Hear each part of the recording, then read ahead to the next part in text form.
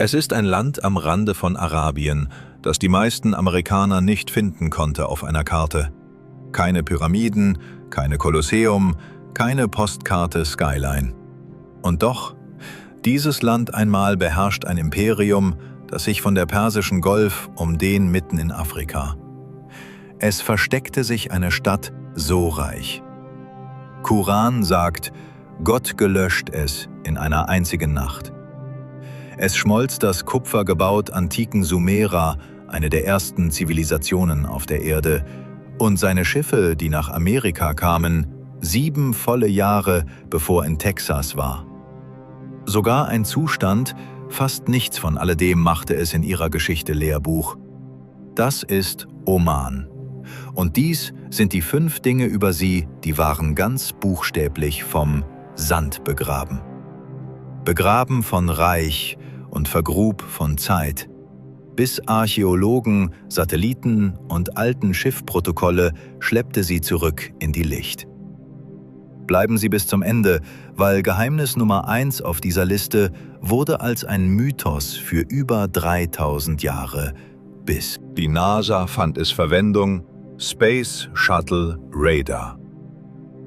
Beginnen wir mit dem, wie es klingt, gehört in ein Bibelepos, nicht eine Dokumentation.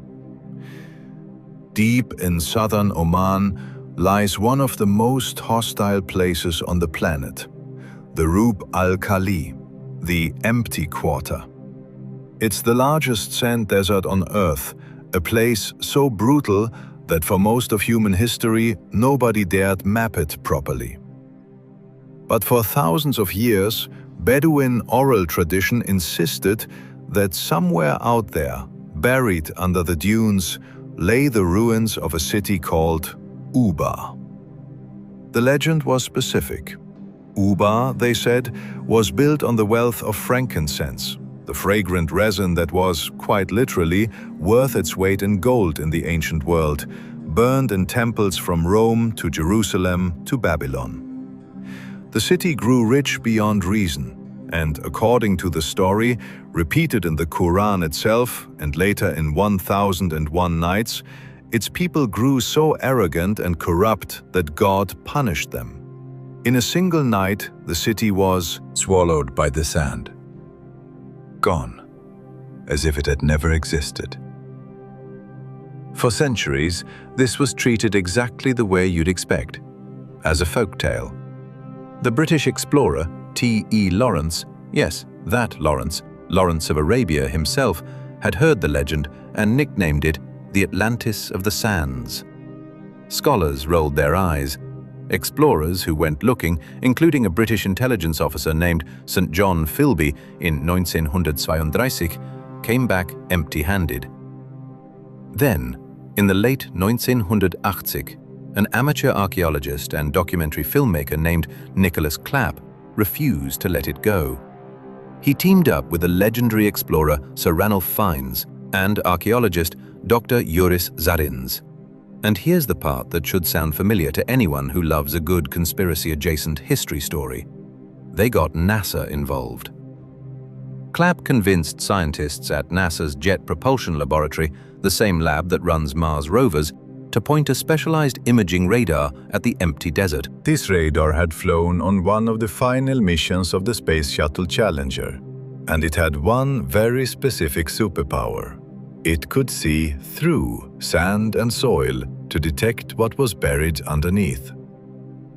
And it found something.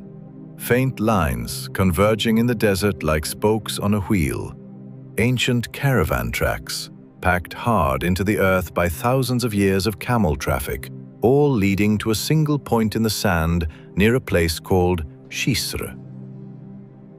In 1992, the team excavated that spot.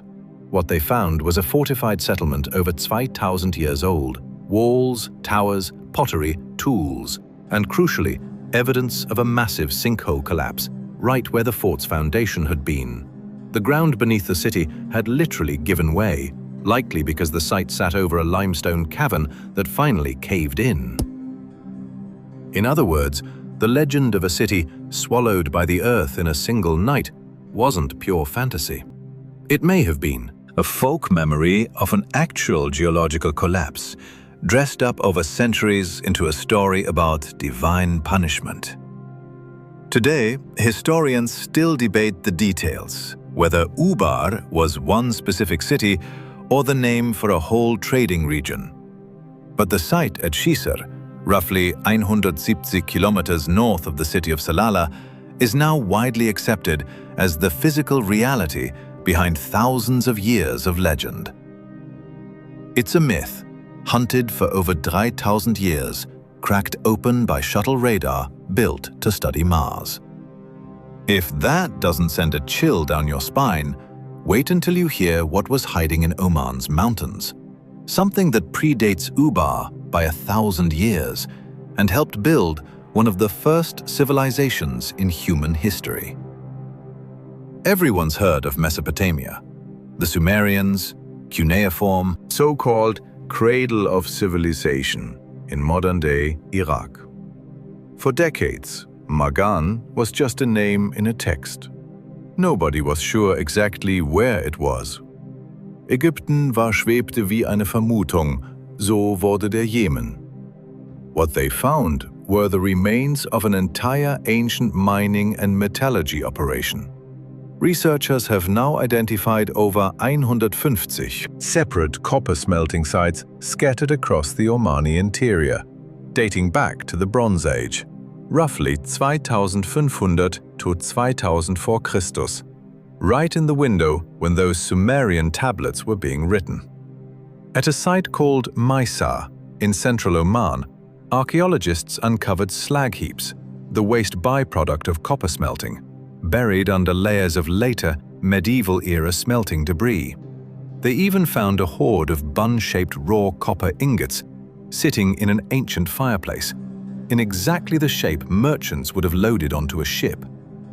Chemical analysis has since linked copper artifacts recovered in Mesopotamia directly back to Omani ore deposits. Put it together, and the picture is hard to argue with.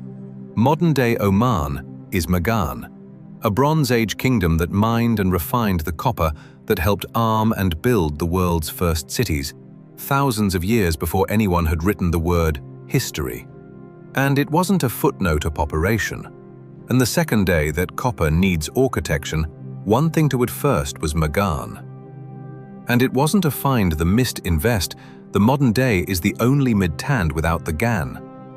And it might help it and develop dispert, if the mecanity of knownly mined with analysis was probably faced by quaterprotet in the mode, and wasn't a first was motelities. And it wasn't a find the picture that mined time of Mesigme to near. They work with Magan, and thanks to footnote operation, Magan's shipwrights were specifically praised in Mesopotamian inscriptions. Its ports connected two other named civilizations in these ancient texts: Dilmun in Bahrain and Meluha, believed to be the Indus Valley civilization in modern-day Pakistan and India. That means 4,500 years ago, ships were sailing a functioning trade triangle connecting the Arabian Peninsula, the Persian Gulf, and South Asia, an international supply chain in the Bronze Age. Then, around 2000 BC, it goes quiet. Settlement density drops. The great tower structures and monumental tombs associated with this culture, the beehive-shaped stone tombs you can still see dotting Oman's mountain ridgelines today, stop being built. Historians point to shifting climate patterns as one likely driver of the collapse. A civilization that helped build Sumer, largely erased from Western textbooks, hiding behind a single word in a 4,300-year-old clay tablet. Magan. Now, from a civilization almost nobody has heard of to an empire that, for a few decades in the 1800s, ran one side of the entire Indian Ocean. And its capital wasn't even in Arabia.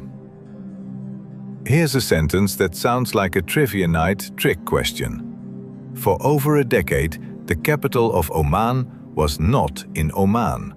It was in Africa. By the early 1800s, Oman wasn't some sleepy desert backwater. It was a genuine naval power. In the late 1600s, Omani forces had already driven Portugal out of Fort Jesus in Mombasa, in der modernen Kenia, Ende portugiesisch Kontrolle der East African Trade for good. Von den 19. Jahrhundert, Oman-Gebiet und Einfluss erstreckte sich entlang der arabischen Küste, in Teile von Modern-Day Iran und Pakistan sowie in den ostafrikanischen Küste, alle Weg in Richtung Mosambik. In 1828, Said bin Sultan sailed to a small island off the coast of Tanzania, Zanzibar.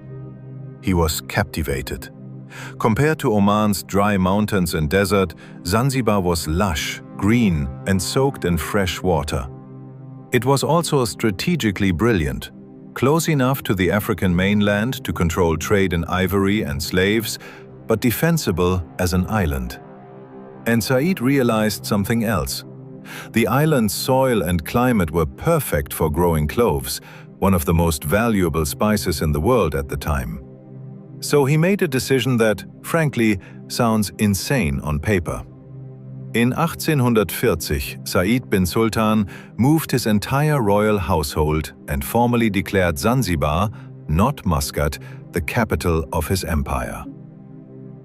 For over 15 years, the ruler of Oman governed his Arabian territories from an island off the coast of East Africa. Zanzibar became the commercial capital of the entire Western Indian Ocean. American, British, and French consulates were established there specifically to trade with him. Zanzibar under Said became the world's dominant supplier of cloves, and, in one of history's darker footnotes, one of the largest slave trading hubs on Earth. A trade Said profited from enormously, even as the British pressured him to restrict it. When Said died at sea near the Seychelles in 1856, his sons fought over. Today, walk through Stone Town in Zanzibar and you'll still see it. The old fort the Omanis built in the early 1600s, Arabic architecture, an entire cultural fingerprint left behind by a Gulf Arab sultanate that, for a while, considered East Africa its true home. Most people who visit Zanzibar today for the beaches have no idea they're standing in what was once, officially, the capital city of Oman. Built in the 17th century, Niswa Fort quickly became the political and military heart of interior Oman. A center for trade, justice, and defense, anchored by a massive circular tower unlike almost anything else in the region. From the outside, it looks like a fortress. Step inside, and it starts to look like a puzzle box designed by someone with a genuinely dark sense of humor. The tower is riddled with hidden shafts and false doors, built specifically to disorient any attacking force that managed to breach the outer walls. Imagine fighting your way into a fort, adrenaline pumping, and suddenly the layout stops making sense. Dead-end passages, doors that lead nowhere, shafts you can't identify the purpose of. Then there's the staircase. A narrow, twisting stone stairway leads up toward the ramparts, deliberately cramped, so attackers could only climb single file, unable to use shields or numbers effectively.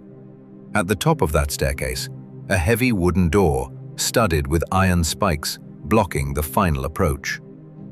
And directly above that door, angled shafts built into the stone.